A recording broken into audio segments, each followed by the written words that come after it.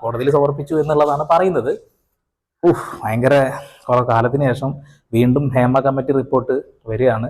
നമ്മൾ കുറെ റിയാക്ഷനും കാര്യങ്ങളൊക്കെ ചെയ്ത് നിർത്തി വെച്ചിട്ട് ആ ഒരു വിഷയവുമായി ബന്ധപ്പെടുത്തിക്കൊണ്ട് എന്തായാലും നമുക്ക് ആ ഒരു വീഡിയോയിലേക്ക് കിടക്കാം.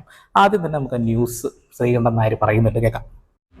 മുകേഷ് MLA-ക്കെതിരായ ബലാത്കാര കേസിൽ പ്രത്യേക അന്വേഷണ സംഘം കുറ്റപത്രം സമർപ്പിച്ചു. മുകേഷിനെതിരെ ഡിജിറ്റൽ തെളിവുകളും സാഹചര്യ തെളിവുകളും സാക്ഷിമൊഴികളും ലഭിച്ചിട്ടുണ്ടെന്നും SIT കുറ്റപത്രത്തിൽ വ്യക്തമാക്കുന്നു. മണിയമ്പിള്ള രാജു, ശ്രീകുമാർ മേനോൻ എന്നിവർക്കെതിരെയും കുറ്റപത്രം സമർപ്പിച്ചു. ഈ ഡിജിറ്റൽ തെളിവ് എന്ന് പറഞ്ഞിട്ടുണ്ടെങ്കിൽ ഇവർ ചാറ്റ് ചെയ്തിട്ടുള്ള ഒന്ന് വാട്സപ്പ് ആവാം, അല്ലെങ്കിൽ മെയിലാകാം, അല്ലെങ്കിൽ ഫേസ്ബുക്ക്, ഏതോ മാധ്യമങ്ങൾ അവർ യൂസ് ചെയ്ത അത്തരം മാധ്യമങ്ങളിലുള്ള അവരുടെ ചാറ്റുകളാണ് ഡിജിറ്റൽ തെളിവായിട്ടുള്ളത്. അല്ലാതെ വീഡിയോസോ മറ്റുള്ള കാര്യങ്ങളല്ല എന്നാണ് തോന്നുന്നത്. ചാനൽസിലൊക്കെ അങ്ങനെ തന്നെയാണ് പറയുന്നത്.